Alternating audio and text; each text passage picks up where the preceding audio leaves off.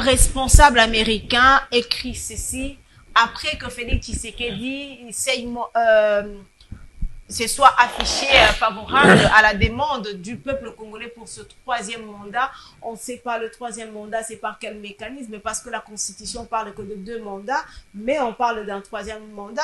Francis Chibalabala, vous allez quand même répondre à cette question. Troisième mandat, ce sera par quel mécanisme? Parce que la Constitution reconnaît 2 mandats. Je vous réponds directement. Ok, allez-y et je vais continuer avec Je vous réponds directement. On peut rétoquer l'article 220. Donc, parce que, attendez, ça sera changer la Constitution. Non, pas forcément. Okay. On peut rétoquer l'article 220. Parce que c'est dans l'article 220 qu'on limite à 2 les mandats du président de la République. On peut élaguer ça. Par quel mécanisme? Rétoquer, c'est-à-dire réviser, non? Mais Kabila a eu à réviser la Constitution. Donc, si on touche à la Constitution, ça ne sera pas le troisième mandat, ça sera un autre mandat qui va commencer. Non, non, attention.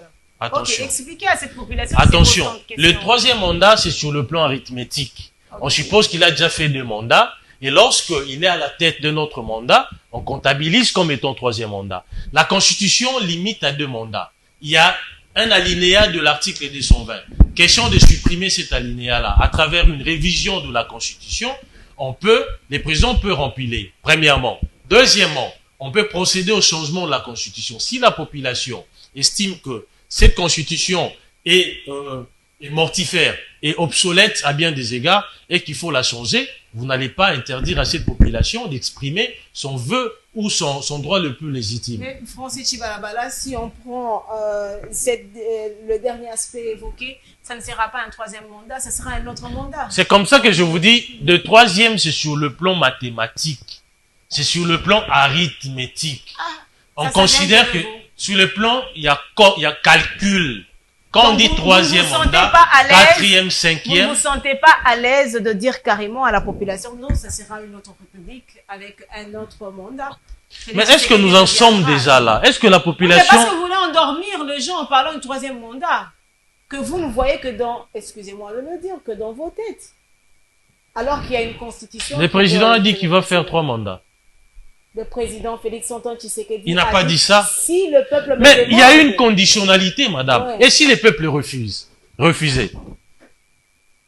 Il y a une conditionnalité. On ne peut pas ici... Le peuple qui est représenté par une majorité parlementaire à l'Assemblée nationale, une majorité acquise à l'Union sacrée de la madame, nation, mais ces une majorité acquise à Félix Antoine Tshisekedi. Attention, madame. Est-ce que Francis Chibalabala peut dire non à ce troisième mandat de Félix? S'il vous plaît, les peuples-là va s'exprimer à travers le référendum. C'est pas au niveau de l'Assemblée nationale. Mais il y a plusieurs moyens. Non, pour changer la Constitution, non.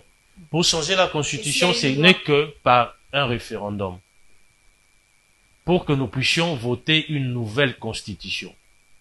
Vous comprenez? Ce n'est pas à travers un tripatouillage qui sera fait au niveau de l'Assemblée nationale et au Sénat. Non. Alors, revenons à cette question.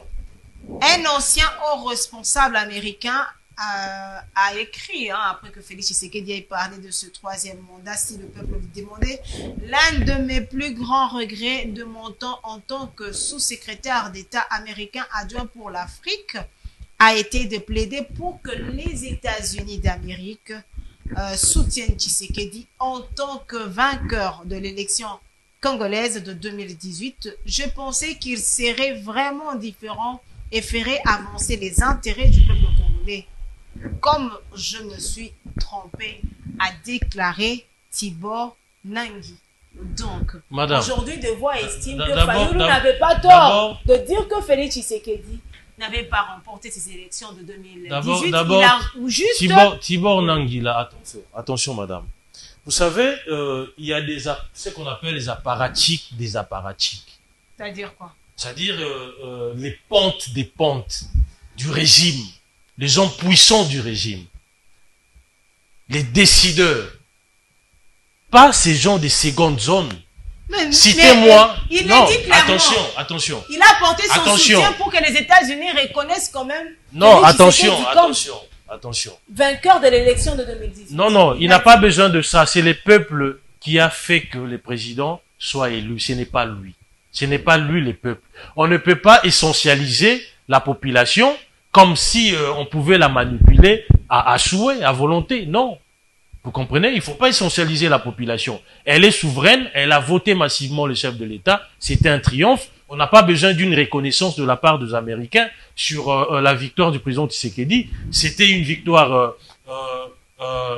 ostensible, tout le monde le sait. Ça n'a pas été contesté par ses poursuivants. Donc, arrêtons avec ces débats. Pour moi, ce n'est pas un apparatique des apparatiques. J'aurais souhaité peut-être que ce soit Rubio qui faisait une telle déclaration, le ministre, par exemple, de la Défense, etc., des Affaires étrangères, les secrétaires d'État, peut-être ceux qui ont quand même le pouvoir, qui ont les leviers. Mais celui-là, c'est un acteur des secondes zones. Il ne représente rien dans les paysages politiques américains. Et je pense que c'est une voix inaudible, tout simplement. Et ces déclarations-là, je pense que il n'a pas le droit de priver la population de son droit le plus